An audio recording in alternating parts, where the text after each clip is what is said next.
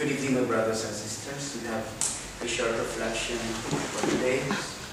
And as we celebrate the feast day or the memorial of Saint Mary Magdalene, if you went to Mass today, the first reading speaks about the 10 Commandments. And you can find the 10 Commandments in the Old Testament from Exodus chapter 20, verses 1 to 17. And there's a powerful reading there. It says that I am the Lord your God. God revealed himself to us by saying, I am the Lord your God. You shall have no other gods besides me, for I am a jealous God. And he said there, he will punish the wickedness of the father and the children up to the 4th generation. So if we go against God, we disobey His commandments, the punishment of God falls unto our children, to our grandchildren, and to our great-grandchildren, up to the 4th generation. So that's the punishment of God. So if we commit wrongdoing today, a sin against God, our children, our apo, and our apo sa tuhod will suffer also the punishment. But to those to whom God is pleased, to those who will obey God, He will bless the generation of this person up to 1,000 generations. So this is the beauty of following the Lord, because our following God today does not mean that it will end after our life. The blessings that we will receive, our generation up to 1,000 generations they will receive. And today, my dear friends, we commemorate the memorial of Saint Mary Magdalene, or more properly called Mary of Magdala. Who is Mary of Magdala, or Mary Magdalene? In the Gospels, we know that she was a prostitute. She was a prostitute that Jesus forgave. And one time when they entered the house, Mary of Magdala brought a perfume, a very expensive perfume, and poured it on the feet of Jesus. And she was crying. She was crying a lot as a sign of her conversion. That she was wiping the feet of Jesus with her hair. So this is how she showed her love for Jesus. And through the ministry of Jesus, after her conversion, she was a devoted disciple of Jesus. She was a devoted follower of Jesus. She took care of the needs of the apostles, together with the other women. And the church says that Mary of Magdala is the greatest among the woman saints of our church. Why? There are reasons to this. First, well, yes, she was a devoted follower of Jesus. She never wavered.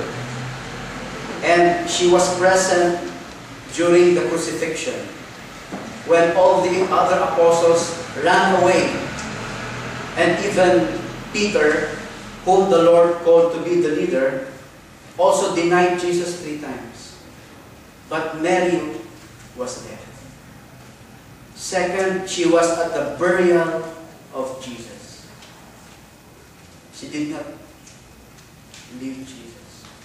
And the third, she was at the empty tomb. In the 4th Gospel, she was prominent there during the empty tomb. Early in the morning, she went together with some women to go to the tomb. But when she arrived there, the tomb was empty. She was looking for a body, but there was no body to be found. And when Jesus appeared to her, she called her. You can see here in the antiphon, Jesus said to Mary, "Woman, why are you weeping? Whom do you seek?" And Mary of Magdalene thought she was the gardener. This person was a gardener. And Jesus said, and Mary said, "They have taken my Lord away, and I do not know where they have put him." And Jesus answered, "Mary." She revealed himself to Mary. She turned to him and said, "Rabboni," which means teacher. So what is the gift of Jesus to Mary's faithfulness? She was the first human being to whom Jesus appeared after her death. She was the first human being to know about the resurrection. And she was the first human being to proclaim the resurrection. They went back to Peter and the other apostles. And that's the time Peter and the other apostles ran to the tomb. Jesus did not appear first to Peter, who is the leader. Jesus did not appear first to John, who is the beloved. But she appeared to Mary of Magdalene. And that's why Mary Magdalene figured prominently in the resurrection of Jesus. She was the first announcer of the good news of this resurrection. And for 500 years after the death, after the resurrection of Christ, she was so prominent. But then in the Eastern Church, she was really very popular. And after her death in 591, the Western Church recognized her only as a prostitute.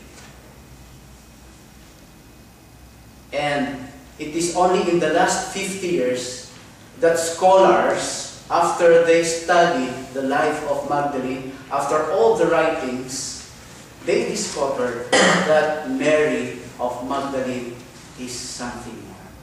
That's why they started to celebrate her memorial.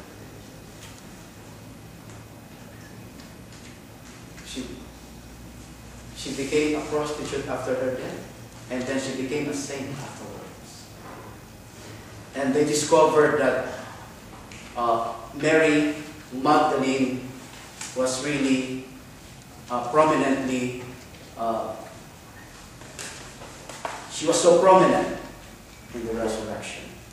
So my dear friends, even if we, in our sinfulness, in our unworthiness to come before the Lord, there is no sin greater than that. There is no great sin that Jesus cannot forgive.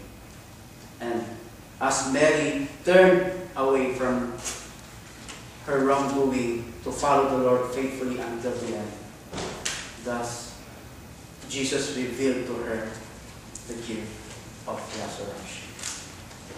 May she be an inspiration to us all. May we not be losing hope, but have this model in Mary Magdalene, that there is always hope when we come to God.